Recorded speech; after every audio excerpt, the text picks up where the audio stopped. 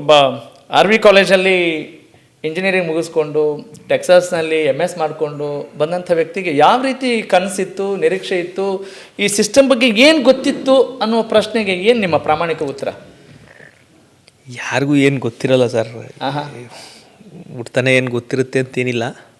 But ನಾನು ಆಗಲೇ ಹೇಳ್ದಂಗೆ ಪ್ರತಿಯೊಬ್ಬರೂ ವಿಭಿನ್ನವಾಗಿರುವಂಥ ನಮ್ಮ ದೇಶನೇ ವಿಭಿನ್ನತೆ. ಕರೆಕ್ಟು. ವಿಭಿನ್ನತೆಯಲ್ಲಿ ಏಕ್ಯತೆ. ನಮ್ಮಲ್ಲೂ ಅಷ್ಟೇ ಸಿಸ್ಟಮ್ಮು ಪ್ರತಿಯೊಬ್ಬರು ಬೇರೆ ಬೇರೆ. ನನ್ನ ಆಲೋಚನೆ ಬೇರೆ ಇರುತ್ತೆ, ನಿಮ್ಮ ಆಲೋಚನೆ ಬೇರೆ ಇರುತ್ತೆ. ನಮ್ಮ ನೀತಿಗೆ ಎಲ್ಲನೂ ಹ್ಯೂಮನ್ಸ್ ಆರ್ ಅಡ್ಯಾಪ್ಟಬಲ್. ನಾವು ಅಡ್ಯಾಪ್ಟ್ ಆಗ್ತೀವಿ, ಸಿಚುವೇಶನ್ ಪ್ರಕಾರ ನಾವು ಚೇಂಜ್ ಆಗ್ತೀವಿ. ವ್ಯವಸ್ಥೆ ಅನ್ನುವಂಥದ್ದನ್ನು ಬದಲಾಯಿಸಲಿಕ್ಕೆ ಯಾರ ಕೈಲೂ ಸಾಧ್ಯ ಇಲ್ಲ. ಆದರೆ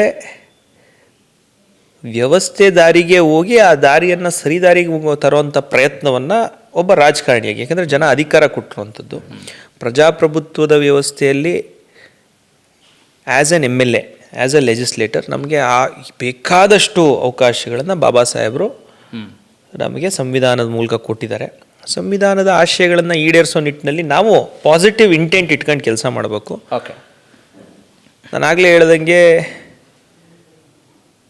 ಮತ್ತು ನಾವು ಬೇರೆಯವ್ರನ್ನ ಬ್ಲೇಮ್ ಮಾಡೋದಕ್ಕಿಂತ ನಾವೇನು ಮಾಡ್ತೀವಿ ಅನ್ನೋದ್ರ ಮೇಲೆ ನಾವು ಕಾನ್ಸಂಟ್ರೇಟ್ ಮಾಡಬೇಕು. ಅದನ್ನು ಕಾನ್ಸಂಟ್ರೇಟ್ ಮಾಡಿ ಸಾಕಾರಗೊಳಿಸುವಂಥ ಕೆಲಸ ಮಾಡಬೇಕು. ಓಕೆ, ಧೀರಜ್ ಅವರೇ, let's be some more specific. ಇನ್ನೂ ನಾವು ನಿರ್ದಿಷ್ಟವಾಗಿ ಹೋಗೋಣ. Yes sir. ಏನು ಸಿಸ್ಟಮ್ ಅಂದರೆ ಏನು ನಿಮ್ಮ ಪ್ರಕಾರ? ಈಗ ಸಿಸ್ಟಮ್ ಅಂತ ಹೇಳಿದ್ವಿ, ನಾವು ಜನರಲಾಗಿ ಭಾಷಣ ಮಾಡ್ತೀವಿ, ಸಿಸ್ಟಮ್ ಸರಿ ಆಗಬೇಕು ಅಂತೀವಿ. What exactly according to you? Sir, ಮೊದಲನೇದು ಪ್ರಜಾಪ್ರಭುತ್ವದಲ್ಲಿ ನೀವು it's by the people for the people of the people ಅಲ್ವಾ ಸರ್? ಈಗ ಫಸ್ಟ್ ಮುಖ್ಯ ಅಂದರೆ ಜನ, ಸಾರ್ವಜನಿಕರು ನಾವು ಹೆಂಗಿರ್ತೀವಿ ಅನ್ನೋದ್ರ ಮೇಲೂ ಡಿಪೆಂಡ್ ಆಗುತ್ತೆ. ಇವಾಗ ಅಧಿಕಾರಿಗಳು ಸರ್, ಇಲ್ಲಿ ಪ್ರಾಬ್ಲಮ್ ಏನಿದೆ ಸರ್, ಒಬ್ಬ ರೈತನ್ನ ಒಬ್ಬ ರಿಯಲ್ ಎಸ್ಟೇಟ್ ಮಾಡೋನ್ನ ಒಂದೇ ತೂಕದಲ್ಲಿ ಹಾಕ್ದಾಗ ರೆವೆನ್ಯೂ ಡಿಪಾರ್ಟ್ಮೆಂಟು ಆಬ್ವಿಯಸ್ಲಿ ನಮಗೆ ಕಷ್ಟ ಆಗುತ್ತೆ. ರೈತನ್ನ ರಿಯಲ್ ಎಸ್ಟೇಟ್ ಮಾಡೋದು, ಈಗ ರಿಯಲ್ ಎಸ್ಟೇಟ್ ಮಾಡೋನಿಗೆ 1 lakh 2 lakh 3 lakhs is no big issue. Correct. That is equivalent to brokerage. ಒಂದು ಸೈಟ್ ಮಾಡಿದ್ರೆ ಇಷ್ಟು ಬ್ರೋಕರೇಜ್ ಕೊಡ್ತೀವಿ, ಅಷ್ಟು ಕೊಡ್ತೀವಿ, ಆ ಲೆಕ್ಕದಲ್ಲಿ ಅವ್ರು ಮಾತಾಡ್ತಾರೆ. ಇವಾಗ ನಮ್ಮಂಥ ಜಿಲ್ಲೆಗಳಲ್ಲಿ ಪ್ರಾಬ್ಲಮ್ ಏನಾಗುತ್ತೆ, ರೆವೆನ್ಯೂ ಡಿಪಾರ್ಟ್ಮೆಂಟು ಏನೋ ಒಂದು ಕೆಲಸ ಮಾಡ್ಕೊಳಕ್ಕೆ ಒಂದು ಪೌತಿ ಖಾತೆ ಮಾಡ್ಕೊಬೇಕು ಅಂದರೆ ಈಗ ನಾವು ಎಷ್ಟು ಟೇಬಲ್ ಟು ಟೇಬಲ್ ಇನ್ಫ್ಲುಯೆನ್ಸ್ ಮಾಡೋಕ್ಕಾಗತ್ತೆ ಯಾರಾದರೂ? ಇಟ್ಸ್ ಡಿಫಿಕಲ್ಟ್ ಅಂತ. VA, RI, case worker, DT, tahsildar, grade two tahsildar order issue ಮಾಡಿಸೋ ಅಷ್ಟರಲ್ಲಿ ಸಿಸ್ಟಮ್ ಅಂದರೆ ಇದು. We do not have any signing power, but we have powers to voice the opinion of our public and to speak out about their problems. ಅವ್ರ ಸಮಸ್ಯೆಗಳ ಬಗ್ಗೆ ಮಾತಾಡಿ ಅಧಿಕಾರಿಗಳಿಗೆ ನಿರ್ದೇಶನ ಕೊಡಲಿಕ್ಕೆ ಯಾವ ರೀತಿ ಈ ಸಮಸ್ಯೆಗೆ ಪರಿಹಾರ ಕಲ್ಪಿಸ್ಬೇಕು ಅಂತ ಹೇಳಿ ನಮ್ಗೆ ಕೊಡೋ ಅಷ್ಟು ನಮ್ಗೆ ಹಕ್ಕಿರೋವಂಥದ್ದು. ಅಷ್ಟರಲ್ಲಿ ಏನಾಗುತ್ತೆ ಸರ್, ನಾನು ಆಗಲೇ ಹೇಳ್ದಂಗೆ ಸಿಸ್ಟಮ್ ಅಂದರೆ ಇದೆ ಸರ್. ಒಬ್ಬ VA ಇಂದ RI ಇಂದ ಕೇಸ್ ವರ್ಕರಿಂದ ಎಲ್ಲ ಕ್ಲಿಯರ್ ಮಾಡ್ಕೊಂಬರ್ಬೇಕು.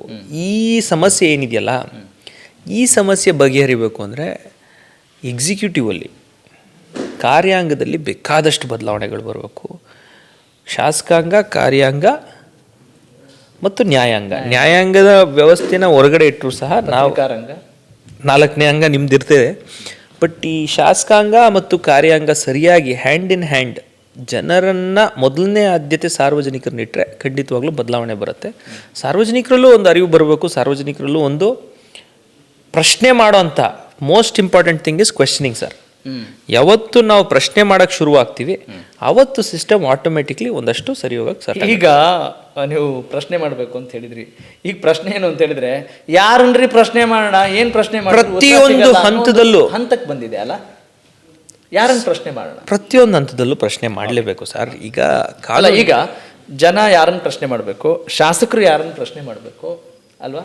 ಸೊ ಲೆಟ್ಸ್ ಸರ್, ಈಗ ಮೂಲಭೂತ ಸೌಕರ್ಯ ಕಲ್ಪಿಸುವಂಥದ್ದು ಸರ್ಕಾರದ ಕರ್ತವ್ಯ. ಸರ್ಕಾರದ ಪ್ರತಿನಿಧಿ, ರಾಜ್ಯ ಸರ್ಕಾರದ ಪ್ರತಿನಿಧಿ ನಾನಿರ್ತೀನಿ, ಕೇಂದ್ರ ಸರ್ಕಾರದ ಪ್ರತಿನಿಧಿ MP ಇರ್ತಾರೆ, ಸ್ಥಳೀಯ ಸಂಸ್ಥೆ ಪ್ರತಿನಿಧಿ ಅಲ್ಲಿ ಕೌನ್ಸಿಲರು, ಅಲ್ಲಿ ಗ್ರಾಮ ಪಂಚಾಯತಿ ಮೆಂಬರು, ಅಲ್ಲಿ ಗ್ರಾಮ ಪಂಚಾಯತಿ ಅಧ್ಯಕ್ಷರು, ತಾಲೂಕ್ ಪಂಚಾಯತಿ ಮೆಂಬರ್, ಜಿಲ್ಲಾ ಪಂಚಾಯತಿ ಮೆಂಬರ್ ಇರುತ್ತೆ. ಆನೆಸ್ಟ್ಲಿ ನಮ್ಮ ಸಿಸ್ಟಮ್ ಅದ್ಭುತವಾಗಿದೆ. ನಮ್ಮಲ್ಲಿರುವಂಥ ಸಿಸ್ಟಮ್ಮು ಅತಿ ಅದ್ಭುತವಾಗಿದೆ. ಅದರ ಸದುಪಯೋಗ ಆಗ್ತಿಲ್ಲ, ಸಾರ್ವಜನಿಕರಿಗೆ ಸದುಪಯೋಗ ಆಗ್ತಿಲ್ಲ. ಪ್ರಶ್ನೆ ಮಾಡಬೇಕು ಅನ್ನುವಂಥದ್ದು ನಮ್ಮಲ್ಲಿ ಚುನಾಯಿತ ಪ್ರತಿನಿಧಿಗಳು 3 ಹಂತದಲ್ಲಿ ಪ್ರಶ್ನೆ ಮಾಡಬಹುದು. ಇಂಟರ್ವ್ಯೂನ್ ಆಗ್ತಿದ್ದೀನಿ. Yes sir. ಸಿಸ್ಟಮ್ ಅದ್ಭುತವಾಗಿದೆ ಅಂದ್ರಲ್ಲ, ಏನು ಸಿಸ್ಟಮ್ ಅದ್ಭುತವಾಗಿರೋದು? ನಾನು ಹೇಳಿದ್ನಲ್ಲ ಸರ್, ಗ್ರಾಮ ಪಂಚಾಯತಿಗೆ ಅದರದ್ದೇ ಆದಂಥ ರೈಟ್ಸ್ ಇದೆ. ಇವತ್ತು ನೀವೆಂಥ ದೊಡ್ಡ ಫ್ಯಾಕ್ಟ್ರಿ ಕಟ್ಟಬೇಕು ಅಂತ ಅನ್ಕೊಳ್ಳಿ, ನೀವೆಂಥ ದೊಡ್ಡ ಇಂಡಸ್ಟ್ರಿ ಸೆಟಪ್ ಮಾಡಬೇಕು ಅಂತ ಅನ್ಕೊಳ್ಳಿ, if not for KIDB normal ಲ್ಯಾಂಡಲ್ಲಿ ಒಂದು ಗ್ರಾಮ ಪಂಚಾಯತಿ NOC ಇಲ್ಲದೆ ನೀವು ಅಲ್ಲಿ ಮಾಡೋಕ್ಕಾಗಲ್ಲ ಸರ್. ಅಷ್ಟು ಪವರು ನಮಗೆ ಕೊಟ್ಟಿದೆ ಲೋಕಲ್ ಬಾಡಿಗೆ. ಒಂದು ಲೋಕಲ್ ಬಾಡಿ ಈಗ ಆ ಊರಿಗೆ, ಆ ಗ್ರಾಮಕ್ಕೆ, ಆ ಗ್ರಾಮ ಪಂಚಾಯತಿಗೆ ಏನಾದರೂ ತೊಂದರೆ ಆಗುತ್ತೆ ಆ ಫ್ಯಾಕ್ಟ್ರಿಯಿಂದ ಅಂತ ಹೇಳಿದ್ರೆ they have the permission to stop it. Okay, ಅದನ್ನು ಓವರ್ ರೈಡ್ ಮಾಡೋಕ್ಕೆ ಬೇರೆಯವ್ರಿಗೆ ಪವರ್ಸ್ ಕೊಡ್ಬೋದು, ಕೋರ್ಟ್ಗೆ ಹೋಗ್ಬೋದು, ಮತ್ತೊಂದು ಮಗದೊಂದು. ಬಟ್ ನಮ್ಮ ಪ್ರಜಾಪ್ರಭುತ್ವದಲ್ಲಿ ಸಾರ್ವಜನಿಕರಿಗೆ ಅಷ್ಟರ ಹಕ್ಕು ಕೊಟ್ಟಿದ್ದಾರೆ. ಒಬ್ಬ ಗ್ರಾಮ ಪಂಚಾಯತಿ ಮೆಂಬರು ಇವತ್ತು ಇಲ್ಲಿ ಬರೋವಂಥ ಒಂದು ಕಸದ ಫ್ಯಾಕ್ಟ್ರಿನೋ, ಇಲ್ಲಿ ಬರೋವಂಥ ಒಂದು ಪೊಲ್ಯೂಷನ್ ಆಗುವಂಥ ಯಾವುದೋ ಒಂದು ಸಿಮೆಂಟ್ ಫ್ಯಾಕ್ಟ್ರಿನೋ, ಇಂಥದ್ದು ಏನು ಬೇಕಾದರೂ ನಿಲ್ಸೋಕ್ಕೆ ಒಂದು ಗ್ರಾಮ ಪಂಚಾಯತಿಗೂ ಪವರ್ ಇದೆ. ನಾನು ಅದನ್ನು ಸರಿ ಇದೆ ಅಂತ ಹೇಳಿದ್ದು. ಅದನ್ನು ಸರಿ, ನಾನು ಆಗಲೇ ಹೇಳಿದೆ, ಸದುಪಯೋಗ ಮಾಡ್ಕೊಳ್ಳೋಂಥದ್ದು ಅಥವಾ ಅದನ್ನು ನಾವು ನಮ್ಮತನನ ಮಾರ್ಕೊಳ್ಳೋಂಥದ್ದು, ಆ ಪವರ್ ಕೊಟ್ಟಿದೆ ಅಂತ ಹೇಳಿ ಅದಕ್ಕೇನೋ ಒಂದು ಡಿಮ್ಯಾಂಡ್ ಇಟ್ಕೊಂಡು ಅಧಿಕಾರಿಗಳು ಅದನ್ನು ಮಾರ್ಕೊಳ್ಳೋಂಥದ್ದು ಇವತ್ತು ಆಗ್ತಿರುವಂಥ ದುಷ್ಪರಿಣಾಮ. ಬಹಳ ಒಳ್ಳೆ ಮಾತುಗಳನ್ನು ಬಹಳ ಸೂಕ್ಷ್ಮವಾಗಿ ಹೇಳ್ತಾ ಇದ್ರಿ. ನಮ್ಮತನವನ್ನು ಮಾರ್ಕೊಳ್ಳೋದು ಅಂತ ಅದು ಸೂಕ್ಷ್ಮತೆ ಮತ್ತು ತುಂಬ ದೊಡ್ಡ ವಿಷಯವಾಗಿದೆ. Okay, fine. ಈಗ ಧೀರಜ್ ಮಂಡರಾಜು ಅವರು ಬಹಳ ಒಬ್ಬ ರಾಜಕಾರಣಿಯಂತೆ ಮಾತನಾಡ್ತಿದ್ದಾರೆ. ಮೊದಲ ಬಾರಿ ಶಾಸಕರಾಗಿರು ಅನ್ನುವ ಒಂದು ಪ್ರಶ್ನೆ ನಮ್ಮಲ್ಲಿ ಮೂಡುತ್ತೆ ನಿಮ್ಮ ಜೊತೆ ಮಾತನಾಡುವಾಗ. ಯಾಕಂದರೆ ಇತ್ತೀಚಿನ ಅಧಿವೇಶನಗಳಲ್ಲೂ ಕೂಡ ನೀವು ಧ್ವನಿ ಎತ್ತಿದ ರೀತಿ ಇರ್ಬೋದು, ಅದೆಲ್ಲವೂ ಕೂಡ ಪ್ರಶಂಸನೀಯ ಅಂತ ಅನಿಸುತ್ತೆ. ನೀವು ಹೈಸ್ಕೂಲಲ್ಲಿ ಇದ್ದಾಗಲೇ ನನಗೆ ರಾಜಕಾರಣ ಆಸಕ್ತಿ ಇತ್ತು, ಶಾಸಕರಾಗಬೇಕು ಅನ್ನೋದನ್ನೆಲ್ಲೋ ಹೇಳ್ಕೊಂಡು, ಜೀವನದ ಗುರಿ, ಜೀವನದ ಗುರಿ. ಯಾಕೆ ನಿಮ್ಗೆ ಶಾಸಕರಾಗಿ ಆಯ್ಕೆ ಆಗಬೇಕು ಅಂತ ನೀವು ಕನಸನ್ನು ಕಂಡ್ರಿ? If you can reform sir, ಶಾಸಕ ಅಂದ್ರೇ ಶಾಸನ ಬರೆಯೋನು ಸರ್. ನಾವು law makers sir, policy makers. We are the law makers, we are the policy makers. ಎಷ್ಟು ಶಕ್ತಿ ಇದೆ ಈ ಪೋಸ್ಟಲ್ಲಿ ಅಂದರೆ, you can make any policy for the good of people. Correct. ಈಗ ನಾನು ಓದಿದಂಥ ಕಾಲದಲ್ಲಿ ನಾನೊಂದು ICSE ಸ್ಕೂಲಲ್ಲಿ ಓದಿದ್ದು. ಆವಾಗಲೂ ನನಗೆ ಹಿಸ್ಟ್ರಿ ಸಿವಿಕ್ಸ್ ಆದರೂ ಜಾಸ್ತಿ ಇಂಟ್ರೆಸ್ಟ್ ಇತ್ತು. ಅವತ್ತಿಂದನೂ ಸೋಷಿಯಲ್ ಸ್ಟಡೀಸ್ ಆಗ್ಬೋದು, ಹಿಸ್ಟ್ರಿ ಸಿವಿಕ್ಸ್ ಇರ್ಬೋದು, ಸಿವಿಕ್ಸಲ್ಲಿ ಇರ್ಬೋದು.